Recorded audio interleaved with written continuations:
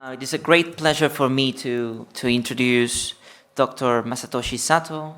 He is a professor at the Universidad Andrés Bello in Chile. He describes himself as a lifelong language learner, language teacher, and teacher trainer. His research agenda is mainly concerned with conducting theoretical and applied research in order to facilitate the dialogue between educators and researchers.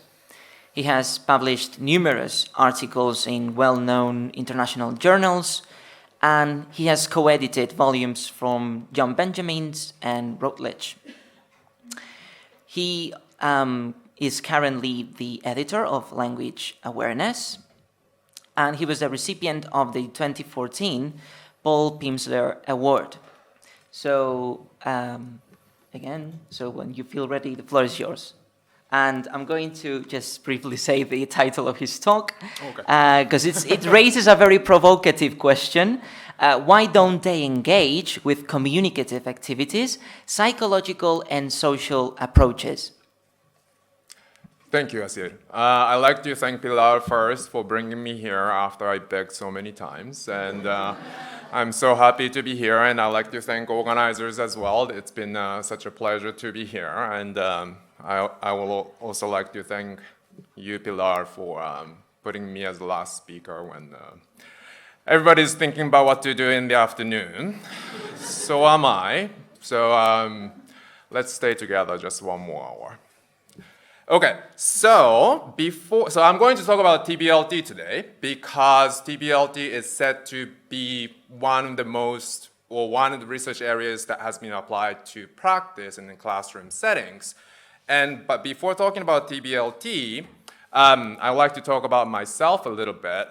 Two reasons. First, apparently, I'm a suspicious guy because, my name is Japanese, and, he just said I work in Chile, and I actually live in Montreal. So it's, I'm not going to talk about my life story. It's a complicated story.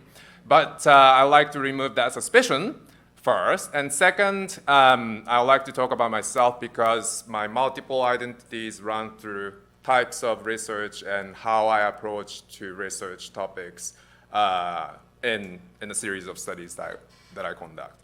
So I'm a second language learner. I learned English in Japan with the textbook translation, grammar translation methods.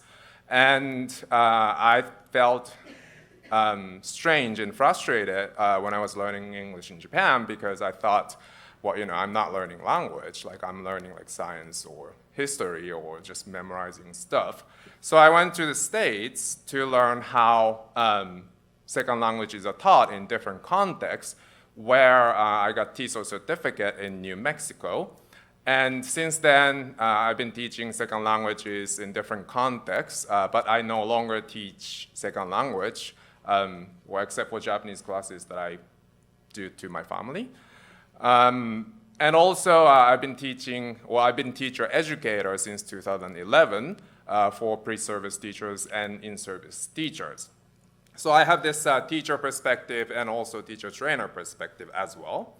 But mainly, I'm a second language researcher. So what I do every day is to think about research, and also I'm a gatekeeper of research as well because I'm the editor of international journals. So what I do every day is to decide, okay, so this paper is bad, so it shouldn't be published. This paper is good, so it should be sent to external reviews. So I have these multiple identities that I try to consider when I do research. And with these perspectives, I have done research on different topics, mainly because I can't stay on one topic, which is a weakness.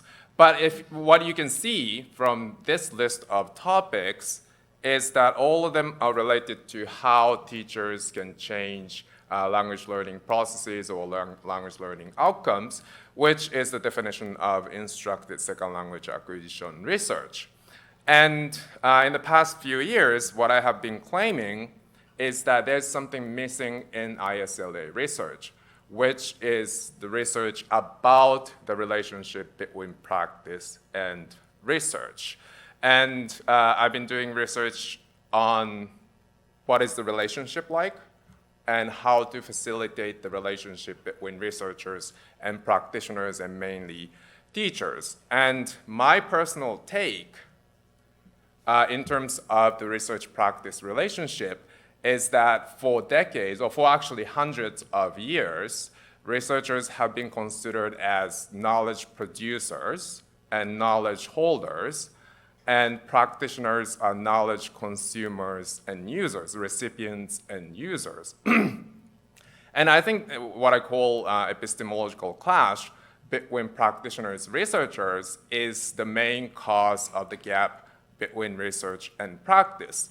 And if you could consider those facts, which are practitioners and researchers have different professional knowledge and different professional experience, and we all have different professional realities, responsibilities, requirements, assessment, evaluation scheme, yet we share a common goal of student learning, because researchers are interested in discovering ways in which how student learning can be facilitated, and of course teachers are interested in student learning. I'm not saying that all research or all types of research should be used in practice, which is wrong. I think theoretical and applied research have different places. And like, for instance, like research of individual differences, Karen talked about yesterday, metalinguistic awareness or metalinguistic knowledge. If we don't have that theoretical information, applied research cannot do something about it. So I think theoretical research should be there, but not necessarily used in practice. It's like those types of research have different roles. But if we think about instructional research or instructional effect research, what we can do is to reconsider the relationship between research and practice, and I'm hoping that bidirectional and collaborative and mutually beneficial relationship will be there in coming years. So with this setup, as I said, TBLT is one of the research topics or frameworks or whatever it is. And now researchers, including Rob Ellis, are talking about curricular approach, right? So let's create curriculum only with tasks. So it's a big pedagogical and political movement going on. So that's why I'm interested in TBLT. So what is TBLT then? They say that, Mike Long said, TBLT is informed by theory and research findings in instructed second language acquisition, as well as general educational theory and practice. So there's these words of theory and practice in the definition of TBLT. And it has been implemented in different places in the world, including Chile. So now the new government guidelines include the word TBLT in Chile because of what researchers say. So this is an attractive topic, both for researchers and teachers. And where do we get the most updated research? Academic conferences, right? So I went to TBLT last year in Innsbruck and see what kinds of things researchers are doing. And what I discovered was, okay, so this is a series of questions that I came up with based on the program, the conference program, right? And I surveyed all the presentations and tried to come up with kind of general questions for the conference. And the first set of questions is like, what is a task, what makes effective tasks, and how can tasks be implemented effectively? So it's all about the nature of tasks and how they should be implemented to facilitate language use of specific grammatical structures, or like sequences of tasks, whether they should be, the same tasks should be used repeatedly or not. The second set of questions is about perceptions. Like, what do students think of tasks? What do teachers think of tasks? The last set of questions is about implementation. So how can teachers learn how to develop and use tasks? How can a language program incorporate a TBLT approach? So what you see from this list of questions is an assumption that when you give a task, students will learn. So let's create effective tasks, give them to the students so that they learn. That's the overall assumption of TBLT, which I have problem with. So that's what I would like to talk about today. And researchers have raised concerns or voiced concerns about the utility of TBLT research as well. And for instance, Martin Weigert said there's a fundamental challenge in translating TBLT from theory to practice. Erlem and Tolosa said TBLT theory needs to continue to engage with the realities of actual classroom practice. This is kind of typical thing that researchers do, including myself, which is to talk about, like the challenges of putting research into practice without getting the data of what's going on, right? If you're a teacher and have used communicative task, you know the reality. When you give a communicative task, well, especially for adolescents or adults, but the same things can apply to kids as well. First of all, like if they don't think that tasks are useful for their own learning, they don't do it. Especially in foreign language contexts, students feel shy or embarrassed, so they don't use a second language, which is the whole point of communicative language teaching or TBLT. And if you think about TBLT research papers, like students use the language, but for research studies, right? But if you brought a task in the real classroom, do they do it? And a lot of students complete the task in the first language, which is against the whole point of TBLT. If students do not trust each other's linguistic abilities, they don't expect help from their classmates, or they reject support from their classmates as well. And if that happens, they do not form collaborative relationship, or they do not pay attention to linguistic form. So, researchers have been saying that TBLT is good because, it facilitates collaboration, it facilitates attention to form, but does that happen in the real classroom? That's the question.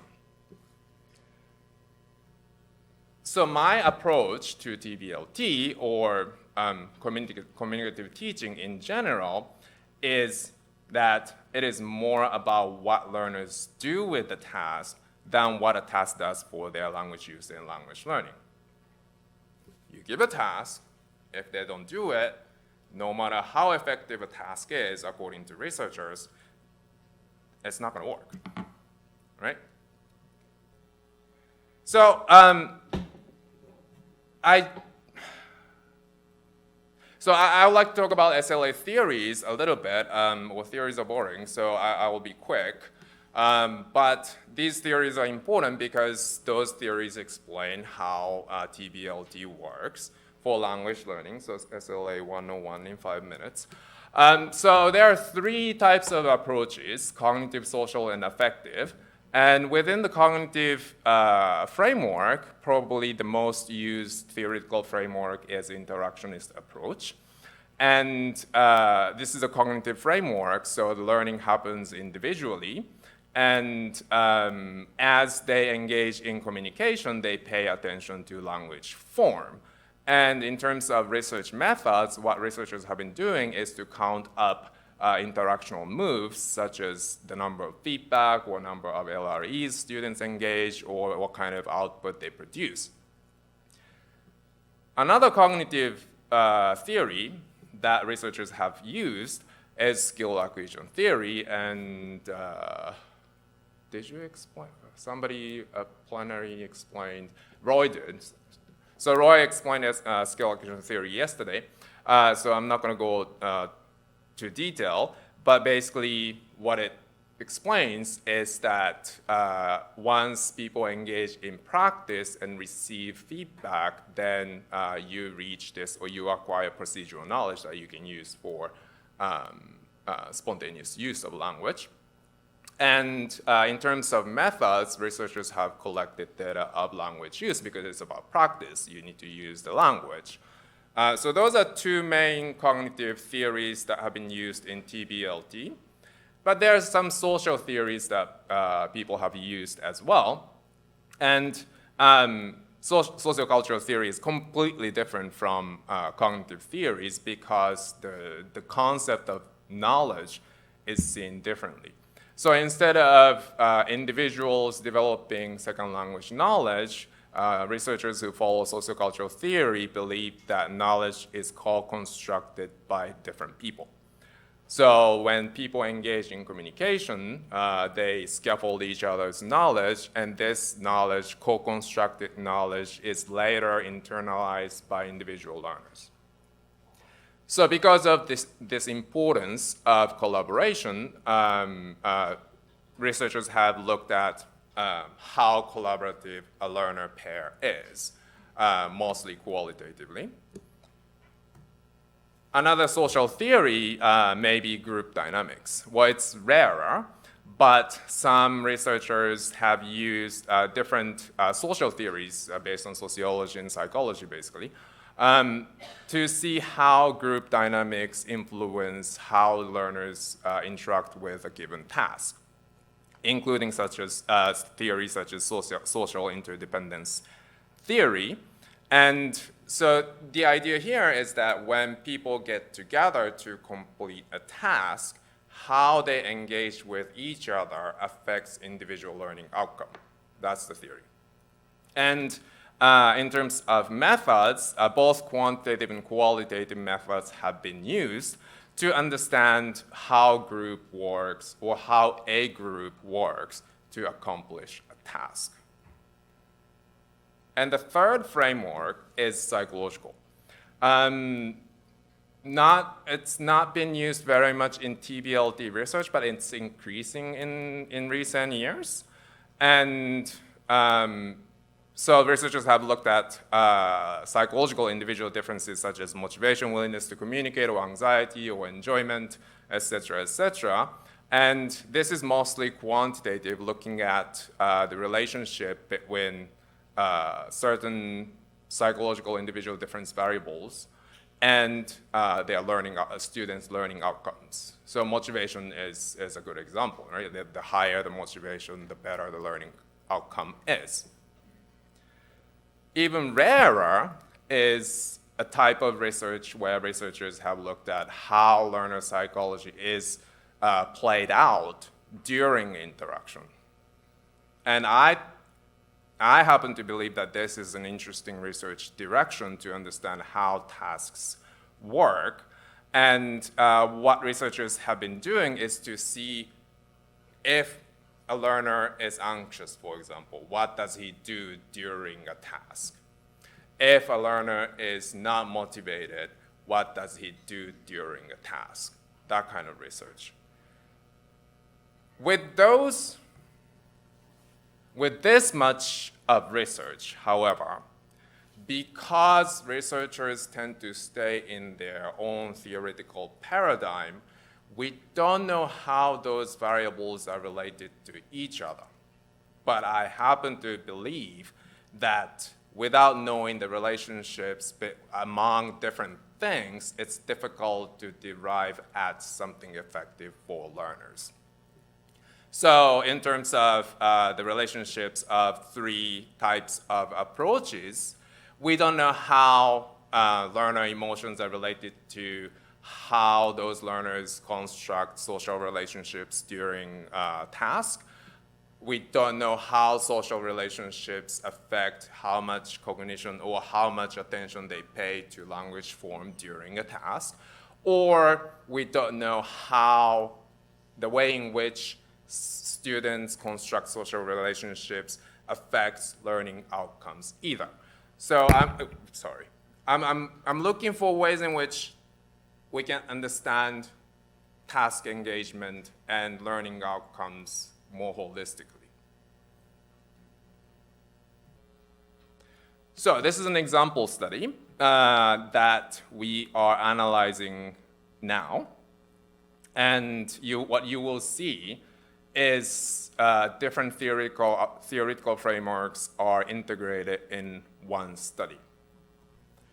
The context is Chilean public high school, and just to let you know, it's like really typical EFL context where students do not have much exposure to English outside the classroom.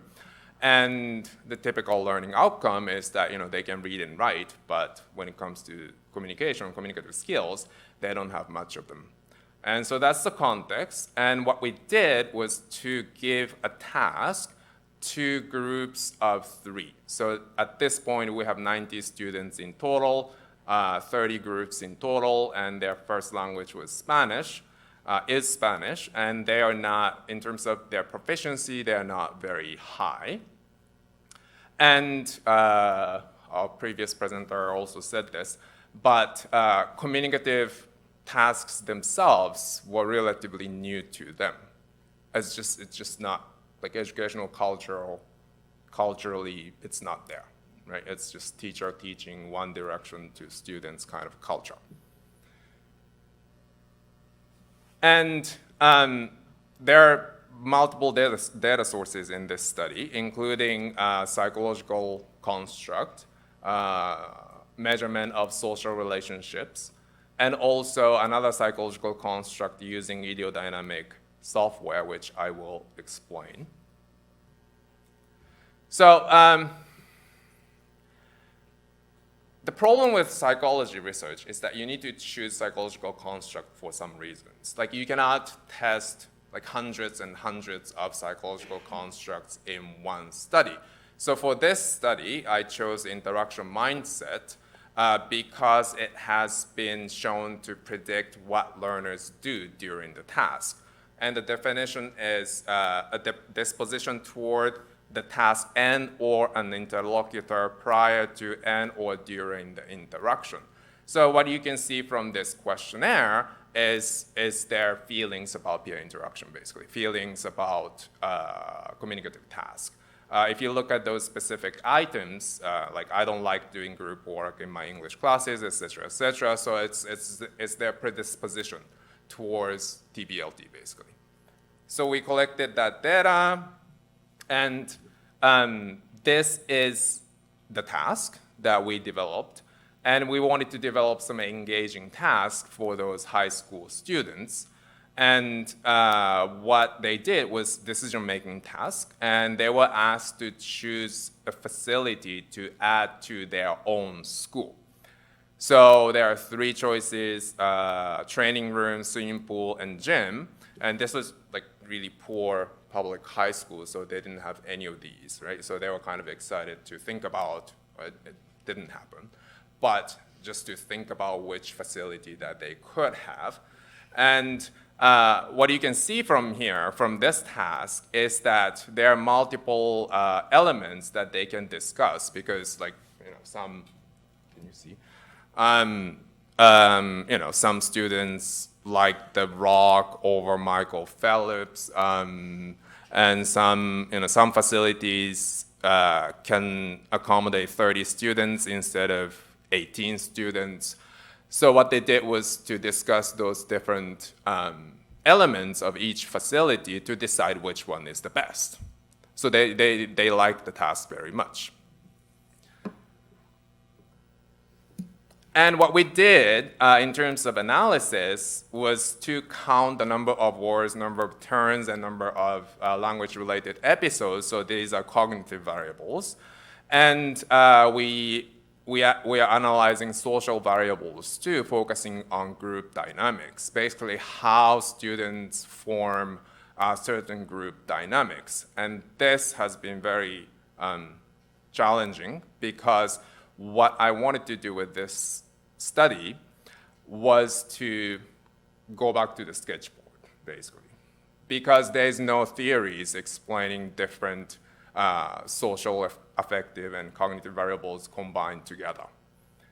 So the analysis of social variables is the most challenging one because I don't know what to look for at this point. And what I decided to do was first to define or to look for something positive and negative. And I'm looking at both verbal and nonverbal so that I can see, hopefully, what types of social dynamics would predict language learning. And eventually, I would be able to talk about how to manipulate social dynamics or learner psychology so that they would benefit from the task. That's the ultimate goal. So from these examples, you can see like contribution of ideas, that's positive, but like if a student overlap with somebody or stop somebody or not listening to somebody or not looking at, not making eye contact, for example, those are negative things. So now we are analyzing the videotaped data to see how they interacted with each other. So those are social variables. We also have ideodynamic measure, and this is a measure, measurement developed by Peter McIntyre. And what it does is to understand learners' psychological dynamics moment by moment. And I'll show you how it looks like. And the target construct in this study was collaboration. So we wanted to know how collaborative students felt during a task. What we did first was to explain what collaboration was. So we came up with this, word cloud, to explain or to help students understand what collaboration is. And after that, they looked at their own videotaped interaction. So we were videotaping them during a task, and later they looked at themselves, and then they clicked whenever they felt more or less collaborative, so that we would know, oh, okay, so at this point, this student felt more collaborative. What was he doing? Was he smiling? Or was he giving corrective feedback? Or was he making eye contact? That's the idea. So this is the output, example output of ideodynamic software. And what you can see here is that every 3 seconds, this software records the clicking by the participants. And of course, they fluctuate all the time, and it's dynamic, and not surprisingly, their feelings of collaboration changed all the time. So this begs a question of the entire idea of questionnaire, right? Like you give questionnaire at before or after a task, but at the point of answering questionnaire, that's a specific point in their history of feeling. So instead, this software can tell you more specific points in the history in terms of their psychology. So some of the findings are, one of them is just dynamic. They just keep changing. They just keep changing their feelings. Well, in this case, feelings of collaboration. Like this time I felt collaborative, this time I did not, etc., etc. And there's no relationship amongst the students. Some students, when this student is feeling collaborative, another student is feeling less collaborative, depending on groups. But in some groups, there was some kind of like synchronicity among 3 students in the group. So in this case, students were Sebastiane, Raquel, and Gabriel. And if you squint it a little bit, maybe you can see like kind of similar patterns in terms of when they felt collaborative, when they did not feel collaborative. So I would say that in this group, there's some synergy going on. They felt collaborative at the same time. They did not feel collaborative at the same time. So the question is, what was going on those points, in those specific points? And so, thank you for explaining network analysis. So this is, well, Isabella explained network analysis earlier. I used the same method. So just to quick overview or review, red lines show negative correlations, blue lines show positive correlations, and the thickness of the lines show how strong the relationships are. These numbers are not, well, partial correlation coefficients. So what you can see here is different variables that we collected in this study and the relationships amongst those social, affective, and cognitive variables. Some of the relationships were not surprising. Like, for example, if a student produced a lot of language, then this student took more turns. If a student engaged in more LREs, that means this student took more turns. In terms of psychology, social dynamics, of course, negative and positive social dynamics were negatively correlated. Negative and positive social dynamics were negatively correlated, as in, like those are showing opposite things. So that's a good finding. But some findings were more interesting. Like, for example, when students felt collaborative based on ideodynamic software, they produced more LREs. When they showed that they are interested in communicating with their classmates, they don't mind giving feedback, they don't mind receiving feedback from their classmates, they tended to engage in more LREs.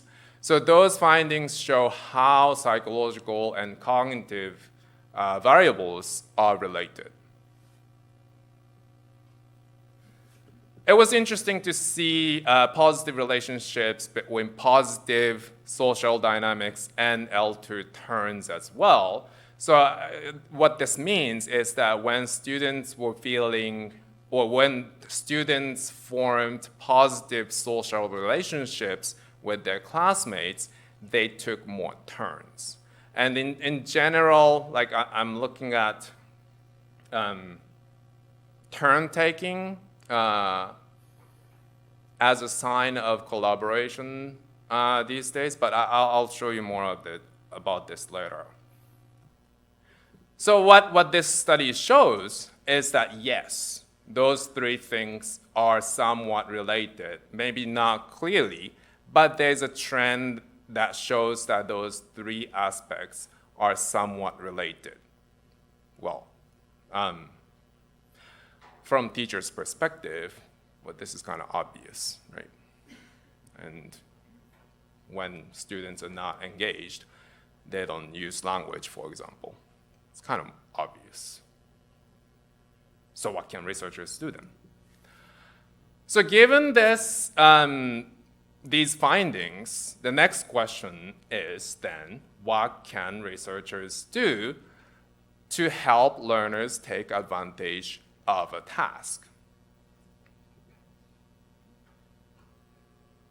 My logic here is that if learner psychology is connected to how learners behave during a task, and those learners' psychological constructs predict what they do during the task, and also if learner psychology is a major concern for teachers, then we should manipulate learner psychology so that they will benefit from a task more. And just a quick review of learner psychology, when I ask teachers what their primary pedagogical challenges are, I've never met a teacher who tells me they don't give feedback to each other.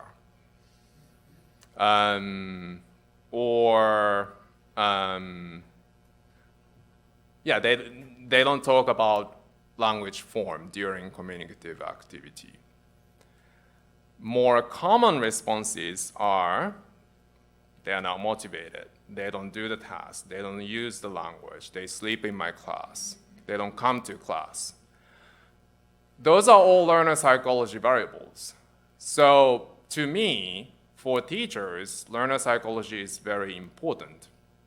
And learner psychology is individual difference, so everybody has different types and degrees of learner psychology, and those things are interconnected. There are many of them. Researchers love to come up with new terms and new constructs, and they keep coming, and second language researchers are importing endless number of psychological constructs from psychology, educational psychology research into second language research, and it's going to increase, I can promise. And so these are some of them, like motivation, willingness to communicate, et cetera, et cetera, et cetera. And what is important is that some psychological constructs are trait-like, some psychological constructs are state-like. So trait-like psychology is something that stays throughout one's lifetime. So they don't change. Like, it's difficult to change open-mindedness, for example. Like, if somebody is open-minded, this person will be open-minded throughout his or her life. Neuroticism, for example. If somebody is neurotic, he will be neurotic all his life. It's difficult to change. But state-like psychology is different because it can change. Like for motivation, right? Like sometimes you're motivated, sometimes you are not. Like because you like this English teacher, you're motivated, but in the following semester you don't like the teacher, so you are not motivated. Or during one task, at the beginning you were motivated, but at the end you were not.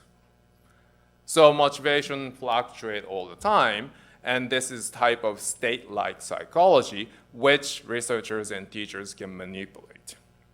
So what I'm interested in is state-like psychology or psychological constructs that teachers can do something about. And, well, as I said, so those state-like psychological constructs are manipulable for both researchers and teachers. So maybe we should do something about those, is my logic. And this is just an example of one psychological construct, which is metacognition. And I happen to believe that this is one of the most important state-like psychological constructs that we can work with. And, sorry. So metacognition is called knowledge about knowledge. And it's knowledge about learning processes and products. And in educational psychology research, metacognition has been found to predict learning outcomes of different subject matters, such as math and history, over any other variables, including instruction time. So if a learner has high metacognition and accurate metacognition, then this learner tends to benefit from instruction more than those who were attending the class every single day or who were listening to the teacher, et cetera, et cetera. Metacognition is the best predictor of self-regulated learning. So if somebody understands what they're doing and how they can benefit from instruction, they tend to learn more, and they tend to engage in the task more. That's metacognition. And there are three types of metacognitive knowledge: person, task, strategy. So person knowledge is about people around the learner, including the learner himself, and the teacher, and the classmates. So the understanding of like really simple knowledge that, for example, oh, the teacher's job is to teach. That's metacognitive knowledge, person knowledge. Or put it into communicative task, oh, my students maybe can help me. That's person knowledge. Task knowledge, how to complete the task. Strategy knowledge, what's the best way of complete the task. So those are three types of metacognitive knowledge. And metacognitive regulation skills, there are three: planning, self-monitoring, and self-evaluation. So students who have high metacognition can plan what to do before the task, and students with high metacognition can monitor themselves during the task, and students with higher metacognition can self-reflect after the task how they did it. So for example, I am thinking now that did I explain metacognition well? Because I'm doing self-monitoring. And after this talk, I will tell myself, I should have done that. I should have used that example. That's self-reflection. And then in the next talk of mine, I use this self-reflection knowledge to plan. So it's a cyclical model of metacognitive knowledge.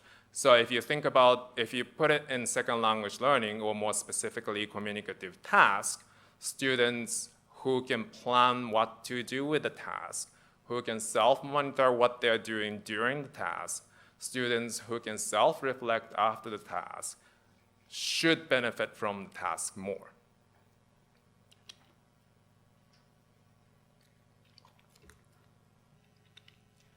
So the problem, or the series of problems that I pointed out in terms of TBLT or communicative task in general, is that they don't engage with the task, right? So what I thought would be an ideal psychological construct to target was willingness to communicate. So the logic here is that if students increase their understanding of willingness to communicate, maybe they will engage with the task more. So we developed this instructional package that targeted willingness to communicate using metacognitive framework. So the target of metacognitive instruction here was first willingness to communicate. And it's important to point out that the definition of willingness to communicate is the probability of initiating conversation. It's not actual initiation of conversation. So this triangle is called triangle model or heuristic model of willingness to communicate. The top of this triangle is second language use, so actual verbal use of the language. But the second level is willingness to communicate. So willingness to communicate is a propensity to use the language. And if the problem with the communicative language teaching, or TBLT, is that students do not use the language, then why don't we manipulate willingness to communicate so that they would use the language more? So in this research, what we wanted to see was the impact of metacognitive instruction on metacognitive knowledge of oral communication, and also how the increase in the participation in the communicative task.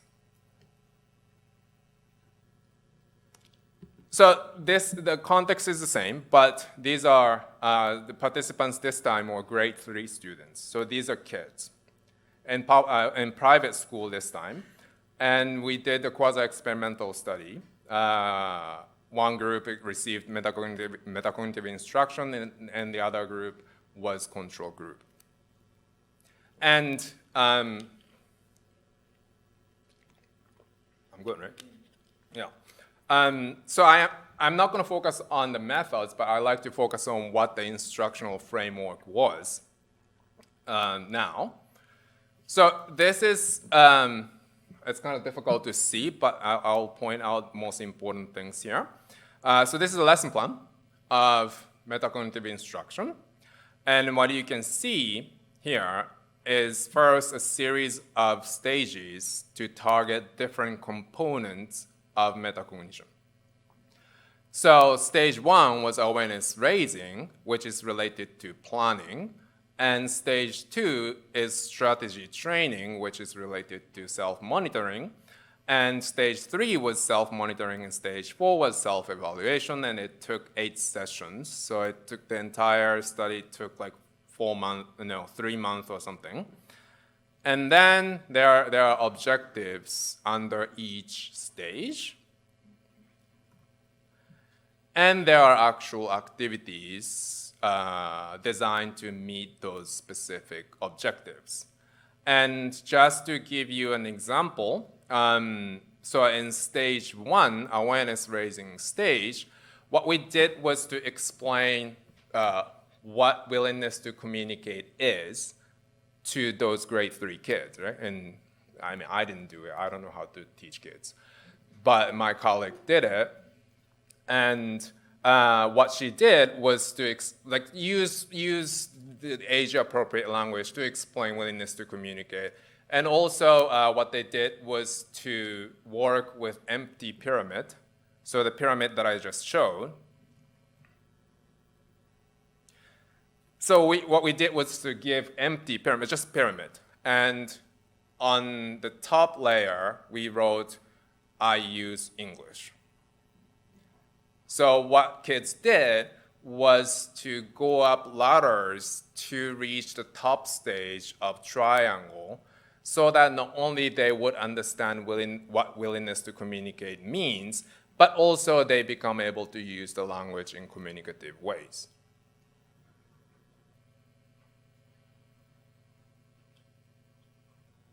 So this is an example. This is the empty pyramid that participants drew after the intervention. And what you can see here is that they kind of understood what willingness to communicate was. And like, for instance, the bottom layer says you have English classes. And according to McIntyre's model, the bottom layer is social, like where people belong to. So it's belongingness. So kids understood that, okay, so this is an English class where I use English. So this is a metacognitive knowledge of English class or English learning.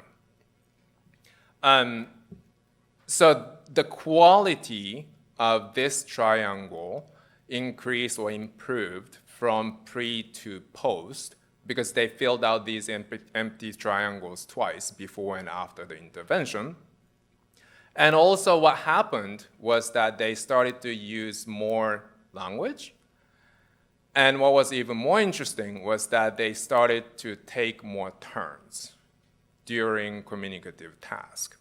So they started to understand that, okay, to benefit from this communicative task that I'm not familiar with, maybe I should pay more attention to what my classmates are saying, or maybe I can get help from my classmates to complete this task. So in that sense, this metacognitive instruction worked because their understanding or their metacognition of willingness to communicate increased, and as a result, they used more language and they took more turns. So that's what happened in this study. So with those findings, I think there are 3 directions that we can take as researchers. So the main question is, what are researchers tasked to do so that teachers can use tasks more effectively and students learn more effectively? So the first direction I am proposing is to understand the relationships between different psychological variables and classroom behaviors. Because we tend to assume that if somebody is not motivated, he or she wouldn't do this or do that. But we actually don't know, because most of the psychology research is based on questionnaires. there's not a lot of psychology research looking at classroom behaviors. And classroom behaviors are the ones that are connected to learning, right? Like, for example, you can be motivated, but if you don't do anything, you don't learn. So you need to see what students do in the classroom and what psychological constructs are related to those specific classroom behaviors. So I think that's the first step. When we do this, I believe it's important to look at behaviors that are related to second language learning. If students started to raise their hands more, they stop sleeping in the class, they start to come to the class more, that's great. That's great. That makes teachers happy. It's related to teacher well-being. It's a great thing. But there's no theory explaining the number of raised hands in second language learning.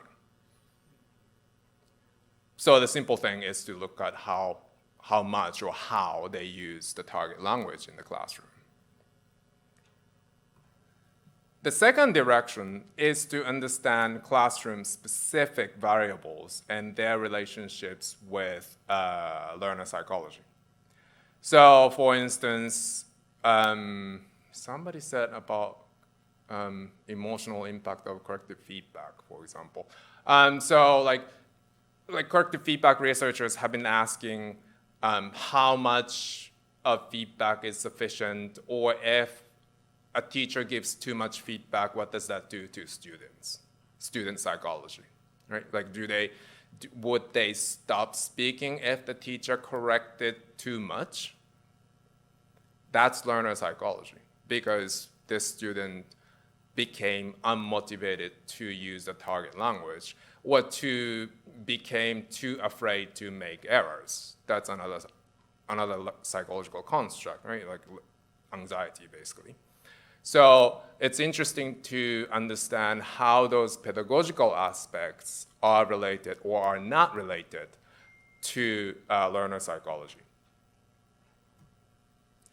And I think understanding this relationship would facilitate the relationship between research and practice as well, because teachers are always interested in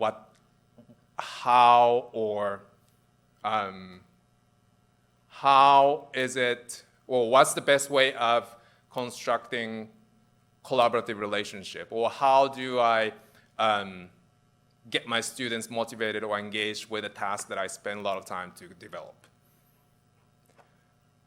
The third direction, finally, is to come up with pedagogical intervention. So based on the relationships that previous research, or directions 1 and 2, discovered, then let's come up with instructional design or instructional research. But without knowing specific relationships between specific psychological constructs and specific classroom behaviors, we cannot come up with specific pedagogical intervention. Like, for example, motivation is different because people have been doing different research for decades. But when it comes to, I don't know, perseverance, let's say, we don't know how perseverance is related to which classroom behaviors. But without knowing this, we cannot come up with ways in which perseverance can be enhanced, because we don't know what this intervention would do to students' classroom behaviors. So those are 3 directions that I'm proposing for researchers who are interested in this area. And just to quickly conclude,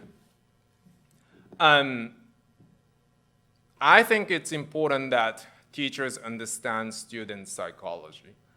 It takes time to understand, but unlike cognitive individual differences, it's not difficult to understand, or it's not difficult to distribute a simple questionnaire to understand your student psychology. So it's important to understand different psychological constructs for teachers to give more effective lessons. But as I said, learner psychology is dynamic.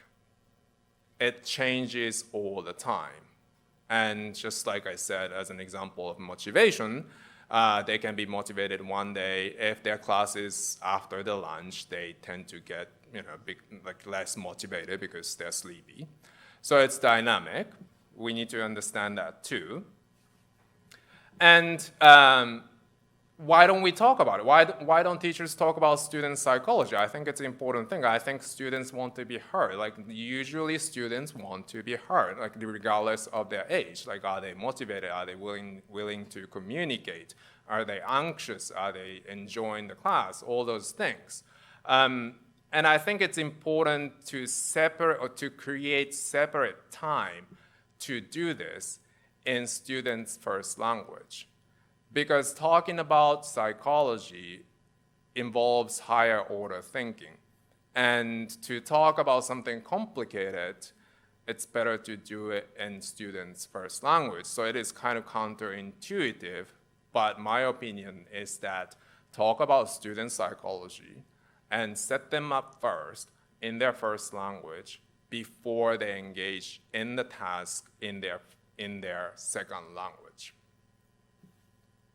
And I think that's going to conclude my talk. Thank you very much.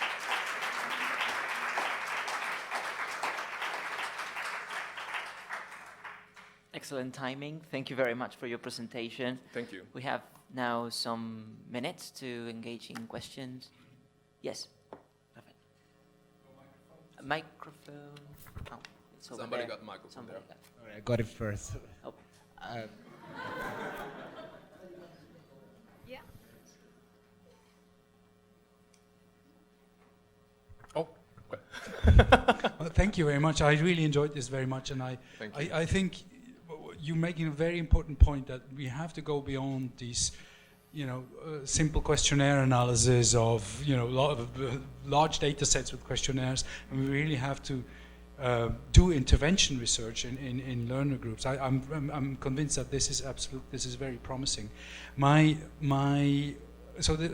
remark concerns your last point on L1. I think Okay. this is a very important point, but we have to keep in mind that in many contexts, for instance, contexts we work in, students L1 can be many, many different languages.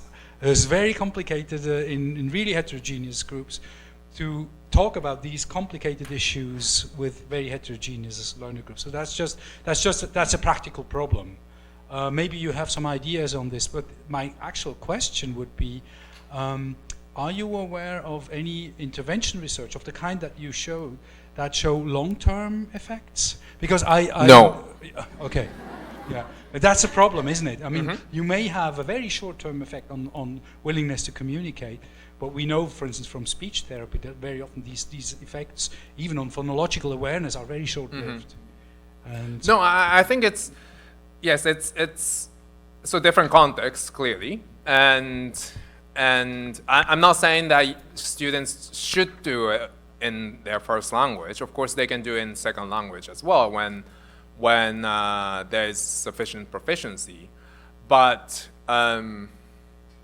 just think about a situation where you're a therapist and you don't share the language. So it's difficult to talk about your feelings and your situations and et cetera. So that's why I'm saying, doing in first language is better, comparatively better than doing it in second language. But it's a different context. So, but still, they can do it in second language. Yeah, sure. Very much for your talk. Actually, I just want to comment on something that what Michael Long was asked once, shortly before he passed away, and he was asked about where TVLT was going. I know it's related to what you said, and he was asked, should we provide them with some explicit instruction before following Rod Ellis, and his answer was actually, for me, it was quite surprising. He said that Rod Ellis has been if not the main reason why TVLT is in the way it's going. Like nobody understands what TBLT is because of Roy Ellis, which I think it was too strong. In the sense, seriously, I was just like, but in the sense that he says that the task should not be planned, so it should be all incidental, and the task should reflect real life tasks rather than the planning. But my question was more on the,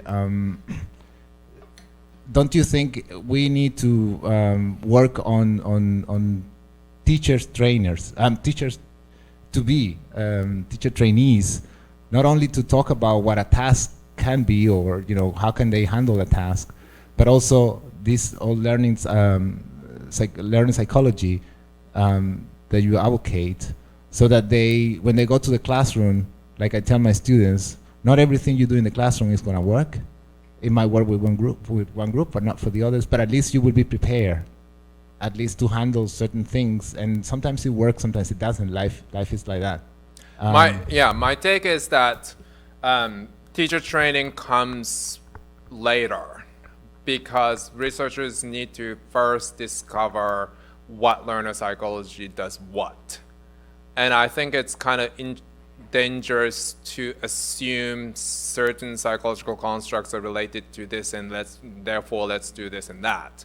I think that's what researchers can do, which is to understand, like, when students are motivated, they tend to do this, or this is a good way to motivate students. And with this kind of information, then we can talk about teacher training. And another thing I wanted to comment about Mike Long and Rod Ellis. Well, maybe I should not do it. But no, so I was talking to Rod, this TBLT, and then I said, how are those 4 criteria for a task to be a task important? Because I have a lot of problems with it. And what Rod said was that this research is going cul-de-sac. That's what he said. So cul-de-sac, like going circular. So I was happy to hear that, because now he's realizing, after like discovering those four criteria, that maybe they are not that important. Yet, researchers who follow TBLT are asking, like, for example, to me, it's not productive to ask teachers to memorize the definition of a task. Or, like, what's your understanding of a task? And then the researcher collects this data and compare this data with Ellis's definition of a task. I don't see a point of doing that. So I think that's what I said earlier, which is that I think what students do with a task is more important than what a task is.